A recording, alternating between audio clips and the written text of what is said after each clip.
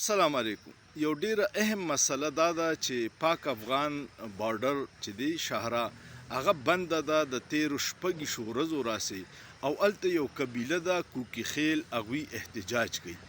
نو دا ولې بنده ده او آیا د شپږیشو ورځو راسي وشوې حکومت او ادارې هغې طرف ته توجه ولې نه ورکوي؟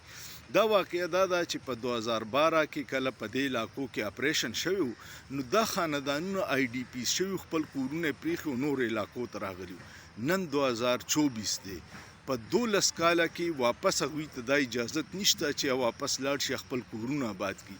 تیر کال هم دوی دا احتجاج کړی و، روډ یې بند کړی و. نو نګران حکومت ورته وویل چې بس 2-3 میاشتې راله ټایم راکړئ، بیا به تاسو خپل کورونو ته آباد شئ. د هغې هم کال برابر شو.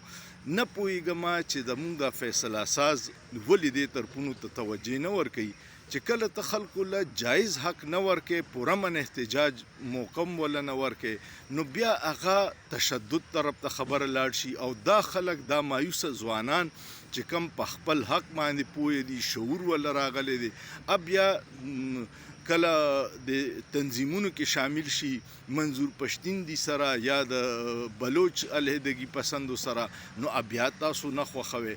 نو کومو د خلکو چې وړې مسلې، جایزې مسلې، هغه خو حل کول پکار دي.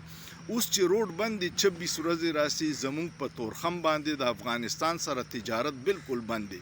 د دې طرفه د دنیا مالونه ځي، خلکو ته پې فایده، پاکستان ته ډالرې راځي، خزانې ته فایده، د هغې طرف نه فروټ راځي، سبزیانې راځي، دلته کې شارټیج دی، ریټونه سیوا شي چې دغه لار کولاو شي، مال راشي، ریټونه ارزان شي. نو هغې قبیلو چې کم کورونه پریښي دي او 12 کاله وشو، یو کال نه، 2 کاله نه، د 2012 مسله ده او 2024 پورې ته هغه خپل کور ته نه پرېږدي. نو دغه خلک چې بیا تشدد شروع کړي نو بیا ریاست ته نقصاني.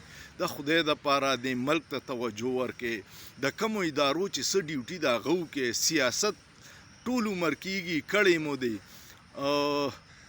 بس الله دې رحم وکړي پاکستان او پاکستان عوامو باندې چې څه داسې خلک مخلص د ادارو له راشي چې د پاکستان او د عوامو سوچ وکړي.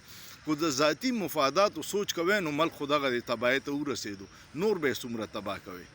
ستاسو څه خیال دی دغې مسلې باره کې؟ کو تاسو ته څه معلومات دي د لنډي کوتل کې چې کومه لاره بنده ده نو کمنټ کې راته لازما شیر کړئ او سوچ پې وکړئ، په سوچ کې څه ګناه نشته.